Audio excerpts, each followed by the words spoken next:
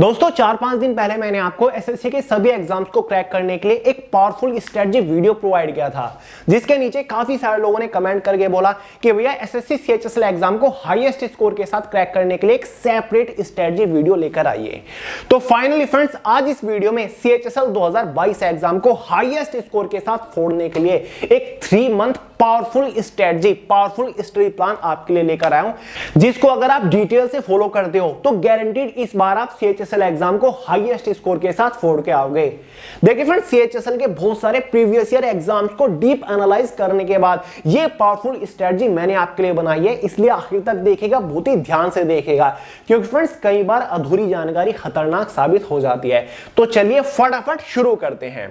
देखिए friends, CHSL exam 2022 के लिए जो ऑनलाइन फॉर्म स्टार्ट होंगे वो 5 नवंबर 2022 से होने वाले हैं। साथ ही इसका एग्जाम फरवरी मंथ के आसपास होगा, यानी कि अगर देखा जाए अब से आपके पास 3 महीने से काफी ज्यादा टाइम है। लेकिन इस वीडियो में हम डिस्कस कर रहे हैं 3 मंथ्स स्टडी प्लान, यानी कि आपको आने वाले 3 मंथ्स को टारगेट कर लेना है और एग्जाम से पहले आपको फुल्ली प्रिपेयर होकर बैठ जाना है इस एग्जाम को क्रैक करने के लिए कि भाई चाहे एग्जाम किसी भी लेवल को, मैं तो 100% प्रिपेयर हूं। तो भाई तैयारी अभी से शुरू कर दीजिए धुआंधार वाली इस स्ट्रेटजी को फॉलो करते हुए। तो देखिए फ्रेंड्स, सबसे पहले बात करते हैं एक बार एग्जाम पैटर्न के बारे में। एसएससी सीएचएसएल एग्जाम का जो पैटर्न होता है वो सेम ऐसा होता है। 4 सेक्शन से एग्जाम में क्वेश्चन पूछे जाते हैं, जिसमें से एक हमारा जनरल अवेयरनेस होता है जिससे 25 क्वेश्चन पूछे जाते हैं। साथ ही क्वांटिटेटिव एप्टीट्यूड होता है, इससे भी 25 क्वेश्चन होते हैं। रीजनिंग से भी 25 क्वेश्चन, साथ ही जनरल इंग्लिश और कॉम्प्रिहेंशन से भी 25 क्वेश्चन। इसी के बेसिस पर एग्जाम में टोटल 100 क्वेश्चन होते हैं। एक क्वेश्चन के लिए 2 मार्क्स आपको दिए जाते हैं। इसी के बेसिस पर 100 क्वेश्चन 200 मार्क्स के अंदर एग्जाम में आते हैं। फ्रेंड्स, क्वेश्चन पेपर की जो टाइम ड्यूरेशन रहती है वो आपकी 60 मिनट्स रहती है, मतलब 1 घंटे में आपको 100 क्वेश्चन सोल्व करने होते हैं। और जो 60 मिनट्स है ना, मैक्सिमम स्टूडेंट के सामने एक बड़ा चैलेंज बन के उभरती है, क्योंकि 100 क्वेश्चन 60 मिनट के अंदर बहुत सारे लोग सोल्व नहीं कर पाते, इतनी स्पीड निकाल के नहीं लेकर आ पाते, जिसकी वजह से एग्जाम में डिस्क्वालीफाई हो जाते हैं। तो इस चैलेंज से कैसे टक्कर लेनी है वो भी आगे इस स्ट्रेटजी वीडियो में आपको बता रहा हूं। एग्जाम में 0.50 मार्क्स की आपकी नेगेटिव मार्किंग भी होती है। तो फ्रेंड्स, ये एग्जाम पैटर्न होता है। और हां, स्क्रीन के ऊपर आप एक पीडीएफ फाइल देख रहे होंगे, जिसके अंदर मैंने सीएचएसएल एग्जाम का कंप्लीट डिटेल सिलेबस आपको प्रोवाइड कर दिया है, subject wise, topic wise. Way to success official Telegram channel के अंदर ये पीडीएफ फाइल मैंने आपको प्रोवाइड कर दिया। वहां से डाउनलोड करके देख लीजिएगा कि आपको कौन से सब्जेक्ट से कौन से टॉपिक के ऊपर ज्यादा फोकस करना है। तो लिंक डिस्क्रिप्शन बॉक्स में चेकआउट जरूर कर लीजिएगा। तो चलिए फाइनली बढ़ते हैं स्ट्रेटजी के ऊपर। आज सबसे पहले बात करते हैं फोकस सेक्शंस के बारे में। बाकी चीजें आगे डिस्कस करेंगे, किस तरीके से प्रिपरेशन करनी है, डेली कितना घंटा पढ़ना है, कौन सी बुक से प्रिपरेशन करें, वो चीजें आगे देखेंगे। सबसे पहले बात करते हैं फोकस सेक्शन के बारे में कि भाई सीएचएसएल एग्जाम को क्रैक करने के लिए सबसे ज्यादा फोकस कौन से सेक्शन के ऊपर करना है, कौन से सब्जेक्ट के ऊपर आपको ज्यादा फोकस करना है। तो भाई वो सेक्शन है हमारा जनरल अवेयरनेस। जनरल अवेयरनेस के ऊपर आपको सबसे ज्यादा फोकस करना पड़ेगा अगर आप सीएचएसएल एग्जाम को हाईएस्ट स्कोर के साथ क्रैक करना चाहते हैं। फ्रेंड्स, हाल ही में जून मंथ के अंदर एसएससी सीएचएसएल 2021 का एग्जाम हुआ है। उसमें हमें क्या देखने को मिला है कि सबसे ज्यादा जो लो स्कोर रहा है वो जनरल अवेयरनेस के अंदर ही आ रहा है। सबसे कम जो टेम्पटेशन रहा है वो जनरल अवेयरनेस सेक्शन के अंदर ही रहा है। तो जनरल अवेयरनेस को आपको थोड़ा ज्यादा फोकस करना पड़ेगा, इसके ऊपर थोड़ी ज्यादा मेहनत करनी पड़ेगी।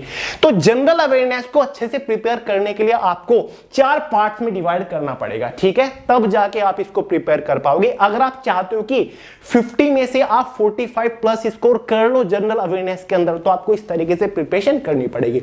तो जनरल अवेयरनेस को सबसे पहले तो भाई 4 सेक्शन में डिवाइड करिए, जिसमें से एक होता है हमारा करंट अफेयर सेक्शन, साथ ही एक स्टैटिक जीके होता है, साथ ही एक जनरल साइंस होता है, और साथ ही एक हमारा कॉन्सेप्चुअल पार्ट होता है, जिसमें हमारा हिस्ट्री, ज्योग्राफी, पॉलिटी, इकोनॉमिक्स वाला सेक्शन आता है, जो कि आपको थ्योरेटिकल पढ़ना होता है, आपको क्लासेस लेनी पड़ती है इससे रिलेटेड, ठीक है। ये 4 सेक्शन में डिवाइड कर लीजिए।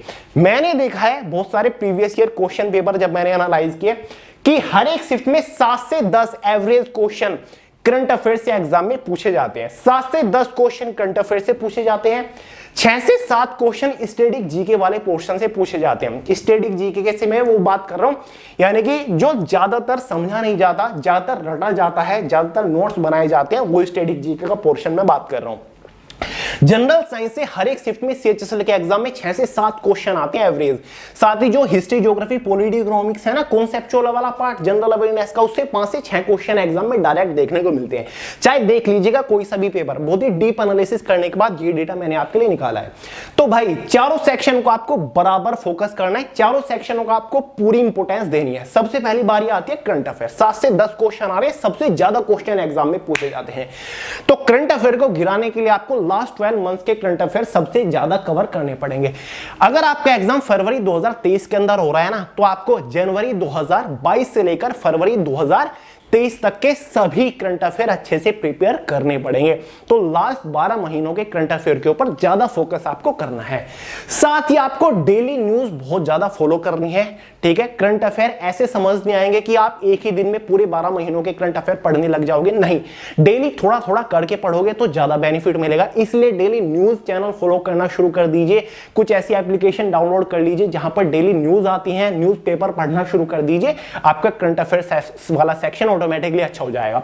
साथ ही करंट अफेयर की कोई अच्छी बुक परचेज कर लीजिए जहां से आप करंट अफेयर को प्रिपेयर कर सकते हैं। वैसे भी आपको लास्ट 12 मंथ्स की करंट अफेयर की बुक प्रोवाइड कर रखी है, लिंक डिस्क्रिप्शन बॉक्स में, इससे भी आप तैयारी कर सकते हैं।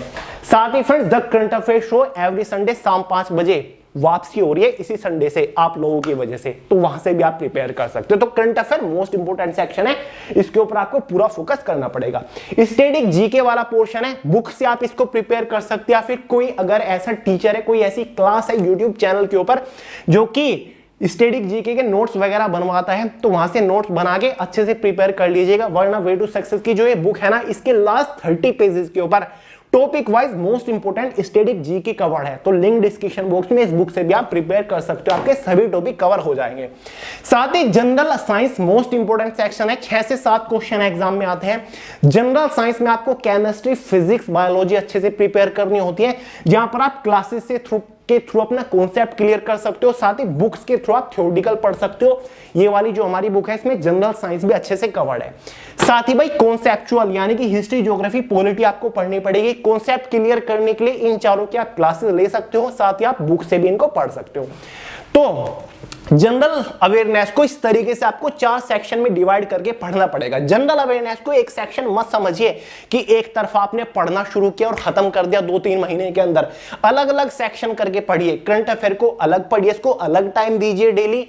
स्टैटिक जीके को अलग टाइम दीजिए, जनरल साइंस को अलग टाइम दीजिए, कॉन्सेप्चुअल पार्ट को अलग टाइम दीजिए। अब डेली किस तरीके से पढ़ना है, डेली कितने घंटा पढ़ना है, कौन सी चीज कहां से पढ़े, करंट अफेयर कैसे पढ़े, स्टैटिक जीके कैसे पढ़े, किस बुक से पढ़े, आगे बता रहा हूं, ठीक है। ये तो मैंने आपको फोकस सेक्शन बताया। अब बात करते हैं जनरल अवेयरनेस का स्टडी फॉर्मेट क्या रहना चाहिए, ठीक है। किस तरीके से आपको जनरल अवेयरनेस पढ़नी चाहिए, डेली प्रिपरेशन को कितना टाइम देना है, कौन कौन से सब्जेक्ट को पढ़े, आगे बता रहा हूं। पहले बात करते हैं जनरल अवेयरनेस का स्टडी फॉर्मेट क्या रहना चाहिए, क्योंकि जनरल अवेयरनेस मोस्ट इंपोर्टेंट है, स्पेशली सीएचएसएल एग्जाम के लिए। अब यहां पर स्टडी फॉर्मेट क्या होगा, एक मैंने नोट करके एक चीज लिखी हुई है, start preparation from selected topic. यानी कि फ्रेंड, जब आप तैयारी करना शुरू करो ना जनरल अवेयरनेस की, तो बहुत ही सिलेक्टेड टॉपिक से आपको प्रिपरेशन करना शुरू करना है। मतलब सबसे पहले आपको जनरल अवेयरनेस का पूरा सिलेबस अच्छे से एनालाइज करना है। जनरल अवेयरनेस का सिलेबस निकाल के रख लीजिए, जो कि मैंने आपको way to success official Telegram channel के अंदर प्रोवाइड कर दिया है। साथ ही जनरल अवेयरनेस की कोई बुक अपने पास रख लीजिए और पूरे सिलेबस को, बुक को एनालाइज करिए। देखिए हिस्ट्री से कौन कौन से वीक टॉपिक है जिनमें आप हमेशा फंसते हो, जो आपको समझ नहीं आते। ज्योग्राफी का कौन कौन सा वीक टॉपिक है, स्टैटिक जीके का कौन कौन सा टॉपिक है जिनसे रिलेटेड क्वेश्चन बनते आप सोल्व नहीं कर पाते। तो सभी वीक टॉपिक को अलग निकाल लीजिए और प्रिपरेशन करना उन्हीं वीक टॉपिक से आपको शुरू करना है। और एक और मेरा पॉइंट नोट डाउन करिए फ्रेंड्स, जब भी आप तैयारी करना शुरू करो ना इस स्टडी प्लान के थ्रू, तो जो आपको आता है ना वो आपको बिल्कुल भी नहीं पढ़ना, ठीक है। आपने मैथमेटिक्स की बुक खोली, परसेंटेज चैप्टर खोला मान के चलिए, और परसेंटेज चैप्टर में जिस टाइप के क्वेश्चन आपको ऑलरेडी आते हैं उनके ऊपर आपको प्रैक्टिस नहीं करनी, उनके ऊपर टाइम वेस्ट करने की जरूरत नहीं है। उनका केवल एज अ रिवाइज करिए और आगे बढ़ जाइए। जो आता है ना उसके ऊपर टाइम वेस्ट मत करिए। बहुत सारे लोग यही बड़ी गलती कर देते हैं। मान के चलिए सीएचएसएल का एग्जाम को टारगेट किया तो शुरू से पूरे सिलेबस को खत्म करने की दौड़ में लग जाते हैं। जो आता है उसके ऊपर भी टाइम वेस्ट करे जा रहे हैं और फिर एग्जाम में दोबारा से डिस्क्वालीफाई होके आ जाते हैं। तो जो आता है ना उसका केवल रिवाइज करिए, बाकी जो नहीं आता, जो आपको समझ नहीं आता, जो इग्नोरेबल टॉपिक है, जो वीक टॉपिक है, उनके ऊपर हार्डकोर प्रैक्टिस करिए। समझ गए? तो भाई जनरल अवेयरनेस के स्टडी फॉर्मेट के ऊपर बात करते हैं। तो जनरल अवेयरनेस को सबसे पहले आपको कॉन्सेप्चुअल तरीके से पढ़ना है, ठीक है। कॉन्सेप्चुअल तरीका कैसा होता है मैं आपको बताऊंगा। उसके बाद आपको ऑब्जेक्टिव क्वेश्चंस के ऊपर प्रैक्टिस करनी है टॉपिक वाइज। उसके बाद आपको प्रीवियस ईयर क्वेश्चंस के ऊपर प्रैक्टिस करनी है। बात करते हैं कॉन्सेप्चुअल। कॉन्सेप्ट का मतलब है कि कोई आपने वीक टॉपिक निकाला, उससे रिलेटेड आपको अपना डिटेल्ड कॉन्सेप्ट क्लियर करना है। जैसे कि हिस्ट्री का कोई टॉपिक है, मान के चलिए 1857 की जो क्रांति हुई थी, इससे रिलेटेड आपको कोई भी फैक्ट नहीं पता, ये आपका एक वीक टॉपिक है, टॉपिक अलग निकाल लिया। अब सबसे पहले इस टॉपिक से रिलेटेड कॉन्सेप्ट क्लियर करने के लिए आप कोई भी क्लासेस वगैरह ले सकते हो। आज तो ऑनलाइन क्लास की फैसिलिटी है, तो आप यूट्यूब से कोई भी ऑनलाइन क्लास इसके रिगार्डिंग देख सकते हैं, ठीक है। साथ ही आप इस टॉपिक से रिलेटेड थ्योरेटिकल किसी बुक से पढ़ सकते हैं, जहां से आपका कॉन्सेप्ट क्लियर हो सके। साथ ही साथ आपको नोट्स मेंटेन करते हुए भी चलना है, ताकि बाद में आप बहुत ही कम टाइम में उस चीज को रिवाइज भी कर सको। तो ये हो गया उस टॉपिक से रिलेटेड कॉन्सेप्ट क्लियर करना। उसके बाद उस टॉपिक को बहुत ही स्ट्रॉन्ग करने के लिए, ताकि आप उस टॉपिक को कभी ना भूलो, आपको उस टॉपिक से रिलेटेड मैक्सिमम ऑब्जेक्टिव क्वेश्चंस के ऊपर भी प्रैक्टिस करनी पड़ेगी। अगर हो सके तो खुद उस टॉपिक से रिलेटेड ऑब्जेक्टिव क्वेश्चन बनाने की कोशिश करिए, वरना कोई इस टाइप की बुक परचेज कर लीजिए जिसमें टॉपिक वाइज ऑब्जेक्टिव क्वेश्चन हो। जैसे कि ये हमारी जनरल अवेयरनेस की बुक है, लगभग 3000 टॉपिक वाइज सबसे ज्यादा बार पूछे जाने वाले जनरल अवेयरनेस के क्वेश्चन मेंटेन है। तो आप इससे भी टॉपिक वाइज क्वेश्चंस के ऊपर प्रैक्टिस कर सकते हो। क्लियर है? तो ऐसा करने से भाई वो टॉपिक आपका इतना स्ट्रॉन्ग हो जाएगा कि आप उसे कभी नहीं भूलोगे, क्योंकि आपने क्लास में भी वो समझ लिया, थ्योरेटिकल भी आपने पढ़ रहे हो, उस टॉपिक से रिलेटेड आपने ऑब्जेक्टिव क्वेश्चंस के ऊपर भी प्रैक्टिस कर ली। जब आपका ये पूरा हो जाए, जब आपका ऐसा करते करते जनरल अवेयरनेस का पूरा सिलेबस कवर हो जाए, उसके बाद आपको प्रीवियस ईयर क्वेश्चंस के ऊपर प्रैक्टिस करनी है। और कौन से प्रीवियस ईयर क्वेश्चन के ऊपर प्रैक्टिस करनी है देख लीजिए। आरआरबी एनटीपीसी 2021 का सीबीटी 1 जो हुआ था, सभी शिफ्ट को आपको अच्छे से प्रिपेयर करना है। सभी शिफ्ट में जो जनरल अवेयरनेस के क्वेश्चन पूछे गए एनटीपीसी 2021 में, वो आपको अच्छे से प्रिपेयर करने हैं। साथ ही एसएससी सीएचएसएल 2020 वाला जो 21 में एग्जाम हुआ है, सीएचएसएल 2021 का जो एग्जाम 22 में हुआ है, जनरल अवेयरनेस के सभी क्वेश्चन आपको प्रिपेयर करने हैं, क्योंकि ये रियल क्वेश्चन है जो कि एसएससी ने या फिर टीसीएस ने एग्जाम में पूछा है। और ये चीजें आपको इस वाली हमारी बुक में मिल जाएगी, जो कि जनरल अवेयरनेस की क्रांतिकारी बुक है। आरआरबी एनटीपीसी 2021 के शिफ्ट वाइज सभी क्वेश्चन मेंटेन है, डेट वाइज सीएचएसएल के, बल्कि सीजीएल सीपीओ एमटीएस सब आपको इसके अंदर मिल जाएगा, ठीक है। जब मैंने सीएचएसएल 2021 वाले एग्जाम को एनालाइज किया, तो यही पाया कि मैक्सिमम क्वेश्चन आरआरबी एनटीपीसी 2021 वाले एग्जाम से डायरेक्टली पूछे गए हैं। तो डायरेक्टली क्वेश्चन यहां से मिल रही है, तो ये एग्जाम बहुत ज्यादा इंपॉर्टेंट है। अगर आपको जनरल अवेयरनेस को स्ट्रॉन्ग बनाना है, तो आरआरबी एनटीपीसी 2021 वाले सभी क्वेश्चन के ऊपर अच्छे से प्रैक्टिस करिए, मजा आ जाएगा, ठीक है फ्रेंड्स। और बेस्ट बुक के बारे में आपको ऑलरेडी बता चुका हूं, वे टू सक्सेस की बुक ऑलरेडी आपके लिए है ही, वरना आप अपने अकॉर्डिंग भी किसी बुक से प्रिपेयर कर सकते हो, ठीक है। अब बात करते हैं सेकंड फोकस सेक्शन के ऊपर, कि दूसरा कौन सा सेक्शन है जिसके ऊपर हमें ज्यादा फोकस करना है। वो है हमारा मैथमेटिक्स, यानी कि क्वांटिटेटिव एप्टीट्यूड, जो हमारा पूरा है। मैथमेटिक्स को भी 3 पार्ट में डिवाइड कर लीजिए, तब जाके इसकी प्रिपरेशन करिए। जिसमें से एक हमारा क्वांटिटेटिव एप्टीट्यूड, यानी कि जिसमें percentage, ratio, proportion, profit and loss, simple interest, compound interest, time and work, ये आ जाता है। साथ ही एडवांस मैथ, जिसमें हमारा ट्रिग्नोमेट्री, अलजेब्रा, मेंसुरेशन, ज्योमेट्री, ये चीज आ जाती है। साथ ही कैलकुलेशन वाला सेक्शन, ठीक है। एसएससी एग्जाम में हाईएस्ट स्कोर करने के लिए आपको कैलकुलेशन के ऊपर काम करना पड़ेगा। आपकी कैलकुलेशन बहुत ही स्ट्रॉन्ग होनी चाहिए, साथ ही कोई शॉर्ट ट्रिक्स आपको आनी चाहिए, ठीक है। प्रिपरेशन कैसे करनी है, जीएस का फॉर्मेट मैंने आपको बता दिया, लेकिन किस तरीके से पढ़ना है जनरल अवेयरनेस को, कितना टाइम आपको देना है, वो मैं आपको आगे बता रहा हूं। आगे पूरी टेबल बना रखी है, ठीक है। अभी थोड़ा सा मैं आपको फोकस सेक्शन के बारे में बता रहा हूं। तो भाई मैथमेटिक्स को 3 सेक्शंस के अंदर डिवाइड करना है। सीएचएसएल 2021 वाला जो जून में एग्जाम हुआ ना, उसमें सबसे वीक जो सेक्शन रहा है मोस्टली स्टूडेंट्स का, वो भाई जनरल अवेयरनेस रहा है। और दूसरा जो वीक सेक्शन रहा है वो क्वांट्स रहा है, क्वांटिटेटिव एप्टीट्यूड। तो 3 पार्ट में डिवाइड करिए, और यहां पर भी start preparation from selected topics, ठीक है। शुरुआत आपको सिलेक्टेड टॉपिक से करनी है। सबसे पहले मैथमेटिक्स का पूरे सिलेबस को एनालाइज करिए, ठीक है। देखिए परसेंट परसेंटेज से रिलेटेड ऐसे कौन कौन से क्वेश्चंस के टाइप हैं जो कि आपसे नहीं आते, जिन क्वेश्चंस को आप सोल्व नहीं कर पाते, उन सभी क्वेश्चंस को अलग निकाल लीजिए टॉपिक वाइज, चैप्टर वाइज, और सबसे पहले उन्हीं क्वेश्चंस के ऊपर प्रैक्टिस करिएगा। ठीक है, अब मैथमेटिक्स की प्रिपरेशन करने का फॉर्मेट क्या रहेगा? सबसे पहले आपको कॉन्सेप्ट क्लियर करना है। मान के चलिए कंपाउंड इंटरेस्ट में कुछ इस टाइप के क्वेश्चंस है, कुछ इस टाइप का फॉर्मूला लगता है जो कि आप सोल्व नहीं कर पाते, तो सर्च करिए। कॉन्सेप्ट क्लियर करने के लिए आप क्लास ले सकते हैं जहां पर आप कंपाउंड इंटरेस्ट का कॉन्सेप्ट क्लियर कर रहे होंगे। उसके बाद आप खुद बुक से पढ़ सकते हैं, एग्जांपल वगैरह देख के, सॉल्यूशन देख के खुद भी समझ सकते हैं कॉन्सेप्ट क्लियर करने के लिए। जैसे ही आपका कॉन्सेप्ट क्लियर हो जाए, साथ ही नोट्स वगैरह बनाने हैं, क्या लॉजिक लग रहा है किस टाइप के क्वेश्चन को सोल्व करने में, वो चीजें आपको सिंपल लैंग्वेज में अपनी अलग नोटबुक में मेंटेन करते हुए चलना है। जैसे कॉन्सेप्ट क्लियर हो जाए, आप समझ जाओ कि कंपाउंड इंटरेस्ट के क्वेश्चन किस तरीके से सोल्व होते हैं, कौन से फॉर्मूले लगते हैं, तो आपको कंपाउंड इंटरेस्ट के मैक्सिमम ऑब्जेक्टिव क्वेश्चन खुद से सोल्व करने हैं। क्लियर है? खुद से सोल्व करने हैं। तो ऐसा करने से आपका पूरा स्ट्रॉन्ग हो जाएगा, आप अच्छे समझ जाओगे। जब ऐसे करते करते मैथमेटिक्स का पूरा सिलेबस कवर हो जाए, तो आप प्रीवियस ईयर क्वेश्चंस के ऊपर प्रैक्टिस करनी है आपको। ठीक है, साथ साथ करते हुए चलना है। ठीक है, साथ ही बुक आपके लिए ऑब्वियस सी बात है, किरण पब्लिकेशन की एक बुक आती है जिसमें एसएससी के सभी प्रीवियस ईयर क्वेश्चन दे रखे होते हैं, तो यहां से आप प्रीवियस ईयर क्वेश्चंस के ऊपर प्रैक्टिस कर सकते हैं। क्लियर है? और मैथमेटिक्स का कॉन्सेप्ट क्लियर करने के लिए सबसे बेस्ट बुक मेरी नजर में अरिहंत का एक आता है, फास्ट ट्रैक ऑब्जेक्टिव अर्थमेटिक के नाम से, by Rajesh Verma. Concept clear करने के लिए बेस्ट बुक है, इसको आप परचेज कर सकते हो। ठीक है, लिंक डिस्क्रिप्शन बॉक्स में मेंशन करा दूंगा। तो इस तरीके से आपको मैथमेटिक्स की प्रिपरेशन करनी है। ये दो सब्जेक्ट सबसे फोकस करने वाले हैं, बाकी इंग्लिश इजी टू मॉडरेट आता है, रीजनिंग इजी टू मॉडरेट आता है। ठीक है, उनके ऊपर बहुत ज्यादा फोकस करने की जरूरत नहीं है। जिस तरीके से आप प्रिपरेशन कर रहे हो उस तरीके से प्रिपरेशन करते रहिए, लेकिन आगे मैं आपको बताऊंगा कि रीजनिंग में किस चीज के ऊपर फोकस करें या फिर इंग्लिश में किस चीज के ऊपर फोकस करें। यहां पर एक और चीज है, कैलकुलेशन। कैलकुलेशन को आपको डेली 30 मिनट्स अलग से देनी पड़ेगी। अब कैलकुलेशन कैसे स्ट्रॉन्ग करनी है उसका तरीका भी मैं आपको बता रहा हूं। और कैलकुलेशन इसलिए आपको स्ट्रॉन्ग करनी पड़ेगी क्योंकि जो एग्जाम में 60 मिनट के अंदर 100 क्वेश्चन सोल्व करने वाला बड़ा चैलेंज है ना, उसको आप ब्रेक कर सकते हो अगर आपकी कैलकुलेशन बहुत स्ट्रॉन्ग है। कैलकुलेशन किस तरीके से स्ट्रॉन्ग करनी है वो मैं आपको आगे बता रहा हूं। तो इन चीजों के ऊपर काम करना पड़ेगा। सबसे पहले क्वांटिटेटिव एप्टीट्यूड को गिराइए क्योंकि इसका बड़ा सेक्शन एग्जाम में आता है।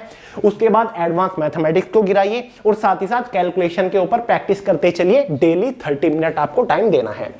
अब बात करते हैं कि डेली किस तरीके से प्रिपरेशन करें। देखिए फ्रेंड्स, 3 महीने की मैं आपको स्ट्रेटजी बता रहा हूं, 3 मंथ्स मतलब 90 डेज स्टडी प्लान बता रहा हूं। तो 3 महीने तक मुझे डेली आपके 6 घंटे चाहिए। आपको डेली 6 घंटे 3 महीने तक देने हैं प्रिपरेशन को CHSL एग्जाम के लिए। ठीक है, दे सकते हो, बहुत बड़ा टास्क नहीं है, आराम से आप कर सकते हो। 24 घंटे होते हैं दिन रात मिला के, और उसमें से 6 घंटे आपको डेली प्रिपरेशन करनी है। ठीक है, अब मेथड क्या रहेगा स्टडी करने का डेली का, वो देखिए। सबसे पहले तो आपको डेली 2 ही सेक्शन के ऊपर फोकस करना है। 2 से ज्यादा सब्जेक्ट को कवर करने की कोशिश मत करिएगा। माइंड के अंदर कंफ्यूजन ही आएगा, फ्रस्ट्रेशन आएगा, इरिटेशन आएगा और कुछ नहीं आएगा। डेली 2 सेक्शन के ऊपर आपको फोकस करना है। किस तरीके से करना है मैं आपको बता रहा हूं। देखिए फ्रेंड्स, मान के चलिए पहले दिन आपने डिसाइड किया कि मैं शुरुआत कर रहा हूं जनरल अवेयरनेस और मैथमेटिक्स। एक दिन में मैं जनरल अवेयरनेस और मैथमेटिक्स को कवर करूंगा। दोनों सब्जेक्ट आपके पास आ गए। अब किस तरीके से प्रिपरेशन करनी है, क्योंकि मैंने आपको बताया सब्जेक्ट को स्ट्रॉन्ग करने के लिए आपको कॉन्सेप्चुअल भी पढ़ना है, क्लास वगैरह भी लेने की जरूरत हो सकती है, थ्योरेटिकल भी आपको पढ़ना है, साथ ही आपको ऑब्जेक्टिव क्वेश्चंस के ऊपर भी प्रैक्टिस करनी है और साथ ही प्रीवियस ईयर क्वेश्चंस के ऊपर भी प्रैक्टिस करनी है। तो इन सभी चीजों को कैसे मैनेज करें? सेल्फ स्टडी करेंगे तो हमारी क्लास छूट जाएगी, कॉन्सेप्ट क्लियर नहीं होगा, और कॉन्सेप्ट क्लियर करने के लिए अगर हम डेली क्लास ले रहे हैं तो सेल्फ स्टडी करने का टाइम नहीं मिलेगा। तो इसको कैसे मैनेज करें? आपको एक फॉर्मूले का पता होगा, काफी बार मैं भी बता चुका हूं। एक कॉन्सेप्ट होता है कि अगर आप क्लास ले रहे हो, ठीक है, आप क्लास ले रहे हो तो उसका 1.5 गुना आपको सेल्फ स्टडी करना चाहिए, तब आप किसी टॉपिक को अच्छे से प्रिपेयर कर पाओगे। वही एक अच्छी तैयारी मानी जाती है। मान के चलिए अगर आपने कोई 1 घंटे की क्लास ली तो उसका 1.5 गुना आपको सेल्फ स्टडी करना पड़ेगा। ठीक है, 1 घंटे का 1.5 गुना मतलब 1.5 घंटा आपको उसी टॉपिक को खुद से बैठ के पढ़ना पड़ेगा, तब जाके उसको एक अच्छी परफेक्ट प्रिपरेशन माना जाता है। तो इसी फॉर्मेट को लेकर हम आगे बढ़ेंगे। तो 2 सब्जेक्ट पढ़ना आपने डिसाइड किया। पहले बात आती है जनरल अवेयरनेस की। तो जनरल अवेयरनेस का कोई टॉपिक आपने निकाला है जो कि आपको खुद से समझ नहीं आ रहा है, तो आप लेना चाहते हो उससे रिलेटेड कोई क्लास, तो आप 1 घंटे की उस टॉपिक से रिलेटेड एक पर्टिकुलर ऑनलाइन क्लास ले सकते हो। ठीक है, 1 घंटे की आपने उससे क्लास ले ली। ठीक है, अब मैंने आपको एक फॉर्मूला बताया था कि आपको क्लास का 1.5 गुना सेल्फ स्टडी को देना पड़ेगा। 1 घंटे की हमारी क्लास हो गई, तो जो टॉपिक आपने क्लास में समझा उसी टॉपिक को खुद से भी आपको प्रिपेयर करना है। उसी टॉपिक से रिलेटेड ज्यादा से ज्यादा खुद से ऑब्जेक्टिव क्वेश्चंस आपको सोल्व करने हैं। तो 1 घंटे की क्लास ली, तो 1 घंटे का 1.5 गुना कितना हो गया? 1.5 घंटा हो गया हमारा। तो 1.5 घंटा आपने सेल्फ स्टडी करी। 1 घंटे की क्लास हो गई, 1.5 घंटा हमारा सेल्फ स्टडी हो गया। टोटल कितना हो गया? 2.5 घंटा हो गया। यहां पर देखिए, 1 घंटा क्लास और 1.5 घंटा सेल्फ स्टडी, टोटल हमारा 2.5 घंटा। मतलब ओवरऑल आपने एक दिन में जनरल अवेयरनेस को 2.5 घंटा दे दिया, जो कि मेरे हिसाब से काफी ठीक है, क्योंकि यहां पर आप कॉन्सेप्ट भी क्लियर करते हुए चल रहे हो और ऑब्जेक्टिव क्वेश्चंस के ऊपर भी प्रैक्टिस करते हुए चल रहे हो, मतलब हार्डकोर प्रैक्टिस भी कर रहे हो, और इसी में भाई ऑब्जेक्टिव क्वेश्चन सोल्व करना भी आ जाएगा। दूसरा सब्जेक्ट 2.5 घंटा एक दिन में आपने जनरल अवेयरनेस को पढ़ा, बढ़िया से पढ़ लिया। दूसरा सेक्शन मैथमेटिक्स आता है। 1 घंटा आप ऑनलाइन क्लास ले सकते हो उससे रिलेटेड, जैसे कि मैंने आपको लास्ट एसएससी वाली स्ट्रेटजी वीडियो में बताया था।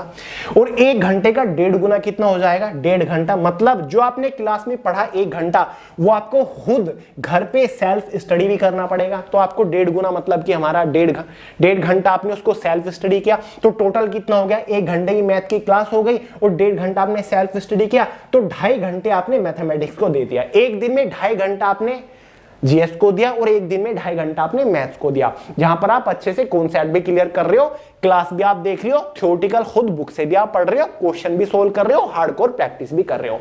तो टोटल एक दिन में आपकी प्रिपरेशन कितनी हो गई? यहां पर देखिए, class plus self study is equal to 5 hour, यानी कि आपने एक दिन में 5 घंटा पढ़ लिया। और मैंने क्या कहा था कि आपको डेली 6 घंटा प्रिपरेशन करनी है। तो 5 घंटा तो आपने दोनों सब्जेक्ट को दे दिया, अब बचता है हमारा 1 घंटा। इस 1 घंटे में क्या करें? 1 आवर में क्या करें? तो इस 1 घंटे को 2 पार्ट में डिवाइड कर लीजिए। 30 मिनट्स के 2 टाइम स्लॉट बना लीजिए, जिसमें से 30 मिनट के पहले टाइम स्लॉट में आपको कैलकुलेशंस के ऊपर प्रैक्टिस करनी है। मान के चलिए आप मैथमेटिक्स की तैयारी करने के लिए बैठने वाले हो, 2.5 घंटा आप पढ़ोगे, उससे पहले आप 30 मिनट कैलकुलेशंस के ऊपर प्रैक्टिस करिए। डेली कैलकुलेशंस को टाइम आपको 30 मिनट का देना है। किस तरीके से कैलकुलेशंस के ऊपर काम करने वो आपको बता रहा हूं। साथ ही जो दूसरे 30 मिनट है उसमें आपको डेली करंट अफेयर को टाइम देना है। शुरुआत में बताया था ना कि जनरल अवेयरनेस के अंदर सबसे इंपॉर्टेंट सेक्शन करंट अफेयर बना हुआ है, जहां पर आपको लास्ट 12 महीनों के करंट अफेयर पढ़ने की जरूरत पड़ेगी। तो डेली करंट अफेयर के ऊपर 30 मिनट दीजिए। करंट अफेयर के ऊपर डेली 30 मिनट से ज्यादा टाइम मत दीजिएगा, ठीक है। साथ ही डेली आप अपडेट्स भी ले सकते हो इसी 30 मिनट के अंदर, या फिर आप लास्ट 12 मंथ्स के करंट अफेयर के ऊपर प्रैक्टिस कर सकते हो, किसी बुक से प्रैक्टिस कर सकते हो या फिर कहीं से भी।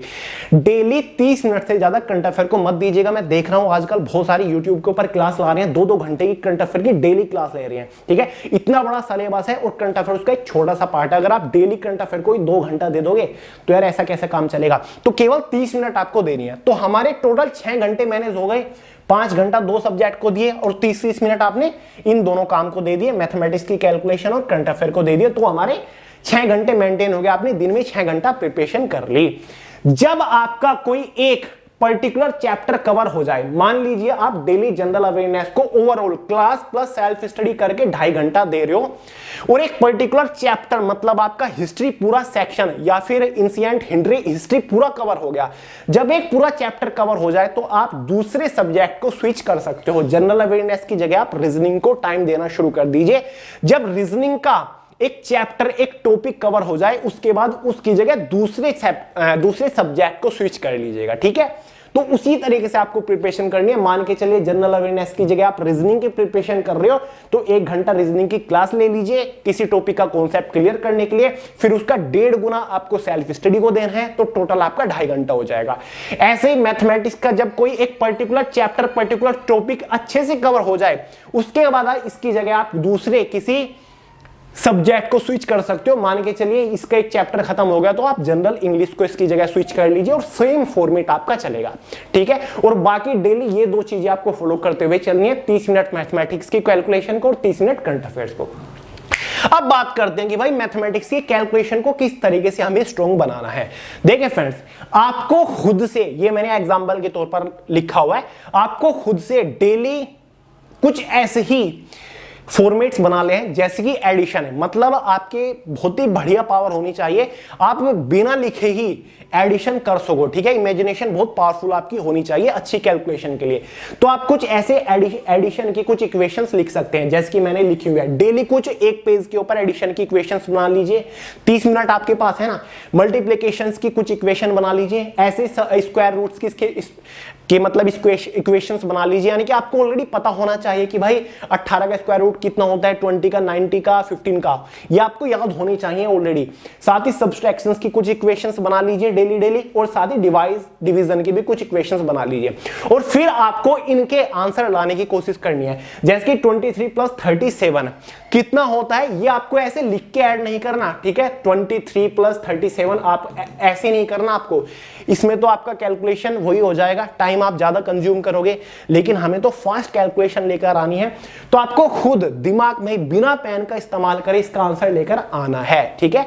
माइंड में ही आपको जोड़ना है, फटाक से इसका आंसर लाना है, ऐसे ही बिना पेन का इस्तेमाल करे इन सभी के आंसर आपको लाने हैं। ऐसे आपको मल्टीप्लिकेशन करनी है, ऐसे ही आपको स्क्वायर रूट्स करने हैं। इससे आपकी कैलकुलेशन जो है ना वो ऑटोमेटिकली फास्ट होने लग जाएगी। अपने आसपास देखिएगा जो सब्जी वाले होते हैं ना, उनकी कैलकुलेशन बहुत ही फास्ट होती है। आपने कुछ सब्जी खरीदी, 700 रुपए उसने दिए, कितने आपको देने हैं फटाक से आइडिया लगा देगा, आपको पता भी नहीं चलेगा। तो ऐसी आपको कैलकुलेशन करनी है, बहुत ज्यादा टाइम आपका एग्जाम में बचेगा। तो डेली 30 मिनट कुछ ऐसी इक्वेशंस बनाइए और फिर बिना पेन का इस्तेमाल करें उनका आंसर इमेजिन करके उनका आंसर लाने की कोशिश करिए। कर सकते हो उतना, ऐसी कोई रैंडम इक्वेशन आपको बना लेनी है फटाफट, ठीक है। फिर उनको ऐड करना है, सब्ट्रैक्ट करना है, मल्टीप्लिकेशन करना है, डिवाइड करना है, स्क्वायर रूट्स करना है, जो भी आप कर सकते हो, ठीक है। तो ऐसे आपको कैलकुलेशंस के ऊपर काम करना है, समझ गए। अब फाइनली बात करते हैं रीजनिंग कि भाई 2 सेक्शन मैथ्स और जनरल अवेयरनेस को तो आपको ज्यादा टाइम देना ही है, थोड़ा ध्यान से आपको उनके ऊपर पढ़ना है, ठीक है। रीजनिंग के ऊपर कैसे करें, ज्यादा फोकस करने की जरूरत नहीं है।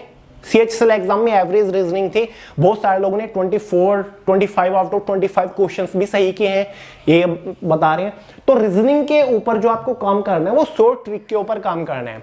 कुछ सिलेक्टेड टॉपिक देखिए जिनमें आप वीक हो, और शॉर्ट ट्रिक, बहुत सारे लोग होते हैं कि रीजनिंग के क्वेश्चन तो सोल्व करते हैं लेकिन वो शॉर्ट ट्रिक नहीं जानते। जैसे कि डाइस के क्वेश्चन होते हैं, उनको सोल्व करने की ट्रिक्स होती है, साथ ही ब्लड रिलेशन होता है, उनको सोल्व करने का ट्री फॉर्मेट एक होता है। तो रीजनिंग के हर एक टॉपिक को सोल्व करने की कुछ शॉर्ट ट्रिक्स होती हैं। तो इन सभी शॉर्ट ट्रिक के ऊपर आपको काम करना है, ये सभी शॉर्ट ट्रिक्स आपको सीखनी है, ठीक है। तो रीजनिंग के ऊपर ज्यादा फोकस करिएगा शॉर्ट ट्रिक, क्योंकि एग्जाम में जो 60 मिनट है ना, 100 क्वेश्चन जो 60 मिनट के अंदर सोल्व करना है, अगर आप इन सभी शॉर्ट ट्रिक को सीख जाते हो तो उस चैलेंज को ये ब्रेक करने में आपकी पूरी हेल्प करेगा। तो शॉर्ट ट्रिक के ऊपर ज्यादा फोकस करिएगा। और इस बार एग्जाम में देखा गया जो स्टेटमेंट और कंक्लूजन वाले क्वेश्चन है ना, उसमें बहुत सारे लोग फंसते हैं, तो उनके ऊपर फोकस करिएगा। सिलेक्टेड टॉपिक के ऊपर फोकस करिएगा, सिलेक्टेड टॉपिक्स के ऊपर हार्डकोर प्रैक्टिस करिएगा, बाकी ज्यादा कोई खास करने की जरूरत नहीं है। प्रीवियस ईयर क्वेश्चंस के ऊपर फोकस करिएगा। जनरल इंग्लिश के ऊपर क्या करें, जनरल इंग्लिश भी इजी टू मॉडरेट लेवल के एग्जाम में देखा गया है CHSL के, तो आपको ज्यादा फोकस प्रीवियस ईयर क्वेश्चंस के ऊपर करना है। कोई भी एक ऐसी बुक परचेज कर लीजिए जिसमें इंग्लिश के सबसे ज्यादा SSC एग्जाम्स में पूछे गए क्वेश्चंस हो, जैसे कि किरण पब्लिकेशन का एक बुक आता है, ठीक है। SSC के एग्जाम में इंग्लिश के पूछे गए सभी क्वेश्चंस हैं, इनके ऊपर प्रैक्टिस करिए।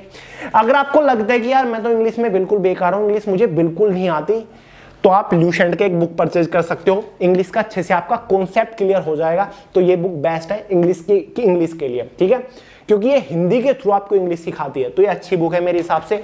बाकी अगर आपका कुछ बेसिक लेवल मजबूत है और हार्डकोर प्रैक्टिस आप करना चाहते हो, एक SP बख्शी की अरिहंत की बुक आती है, ये भी बेस्ट है इंग्लिश के लिए। लेकिन अगर आप इंग्लिश में बहुत ही बेहतर बनना चाहते हो तो पहले तो अपना कॉन्सेप्ट क्लियर कर लीजिए, बेस स्ट्रॉन्ग कर लीजिए, टॉपिक वाइज, चैप्टर वाइज। उसके बाद प्रीवियस ईयर क्वेश्चंस के ऊपर ज्यादा प्रैक्टिस करने को प्रायोरिटी दीजिएगा, ठीक है। ये मैंने नोटिस किया है, और जो बहुत सारे इंग्लिश के यूट्यूब के ऊपर एक्सपीरियंस टीचर है ना, वो इसी वजह से इंग्लिश के प्रीवियस ईयर क्वेश्चंस के ऊपर ज्यादा प्रैक्टिस कराते हैं, क्योंकि उनको इस चीज का पता है कि हाँ, अगर प्रीवियस ईयर क्वेश्चंस के ऊपर ज्यादा प्रैक्टिस करें ना तो कॉन्सेप्ट और अच्छे से क्लियर होता है, ठीक है। तो प्रीवियस ईयर के ऊपर ज्यादा प्रैक्टिस आपको इंग्लिश के अंदर करनी है, बाकी कॉन्सेप्ट क्लियर करना तो जरूरी है। बाकी एट लास्ट में क्या करना है, मॉक प्रैक्टिस करना बहुत जरूरी है। अगर फ्रेंड्स आपको एसएससी का कोई भी एग्जाम हाईएस्ट स्कोर के साथ क्रैक करना है तो मॉक पेपर के ऊपर आपको बहुत ज्यादा प्रैक्टिस करनी पड़ेगी, हार्डकोर प्रैक्टिस करनी पड़ेगी। मान के चलिए 3 महीनों के अंदर आपने पूरा सिलेबस अच्छे से कवर कर लिया और टेक्निकली आपके पास 3 महीने से ज्यादा टाइम है, तो डेली आपको 2 मॉक पेपर के ऊपर काम करना है। या तो आप किसी भी बुक स्टोर के ऊपर जाके सीएचएसएल एग्जाम के 2-3 ऑफलाइन मॉक परचेज करके ले आओ, या फिर आप किसी वेबसाइट से ऑनलाइन मॉक परचेज करके उनको भी लगा सकते हो। लेकिन बहुत ज्यादा जरूरी है कि एग्जाम से पहले कम से कम 30 मॉक पेपर के ऊपर प्रैक्टिस हो जानी चाहिए। प्रॉपर मोबाइल फोन के अंदर टाइमर सेट कर लीजिए 60 मिनट का और 100 क्वेश्चन को सोल्व करने की कोशिश करिए। फिर देखिए आपके अंदर क्या क्या कमियां रही है, कौन से सब्जेक्ट के अंदर से कौन से टॉपिक के क्वेश्चन आप सोल्व नहीं कर पा रहे हैं। देखिए क्या आप 60 मिनट के अंदर 100 क्वेश्चन सोल्व कर पा रहे हो या नहीं, और एग्जाम से पहले इन सभी कमियों को निकालने की कोशिश करेगा। मॉक पेपर के ऊपर प्रैक्टिस करना बहुत ज्यादा जरूरी होता है, इसके बिना आप हाईएस्ट स्कोर के साथ एग्जाम को क्रैक नहीं कर पाओगे, ठीक है। और काफी सारे लोग की प्रॉब्लम होती है कि मॉक पेपर घर पे लगाते तो हैं, लेकिन जब स्कोर बहुत ही कम बैठता है, 100 में से 30-40 ही क्वेश्चन सोल्व होते हैं, डिमोटिवेट हो जाते हैं। डिमोटिवेट नहीं होना है, लगे रहना है। पहले सिलेबस को कवर करिए, टाइम बचे तो मॉक पेपर के ऊपर प्रैक्टिस करिए, डेली मॉक लगाइए और फिर उसको खुद से चेक भी करिए। क्योंकि मॉक के ऊपर प्रैक्टिस करोगे ना, तो मॉक के ऊपर प्रैक्टिस जब आप करोगे तो ये भी आपका 60 मिनट वाला जो चैलेंज है ना, उसको ब्रेक करने में आपकी हेल्प करेगा। क्लियर है, समझ गए? तो फ्रेंड्स ये है हमारा 3 मंथ्स स्ट्रेटजी प्लान, और 3 मंथ्स के अंदर आप आसानी से कर लोगे। बहुत सारे लोग इस वीडियो के नीचे कमेंट करके बोलेंगे भैया 3 मंथ्स के अंदर सिलेबस कवर करना इम्पॉसिबल है।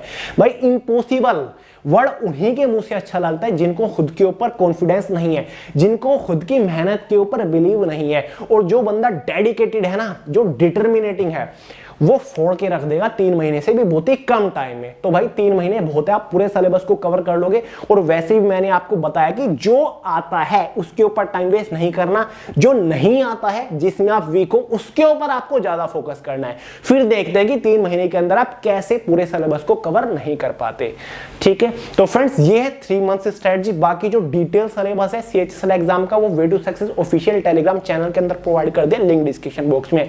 और हाँ, काफी सारे लोग सभी एग्जाम्स को क्रैक करने के लिए एक स्मार्ट सिलेबस की डिमांड कर रहे हैं, उसके ऊपर मैं काम कर रहा हूं, जल्द ही आपके लिए लेकर आऊंगा।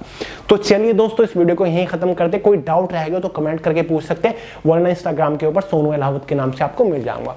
तो चलिए दोस्तों, इस वीडियो में इतना ही था। पसंद आए हो लाइक करिएगा यार, ज्यादा से ज्यादा दोस्त के साथ शेयर करिएगा, चैनल को सब्सक्राइब करना मत भूलिएगा। मिलते हैं अगली वीडियो में बहुत जल्द, तब तक के लिए जय हिंद।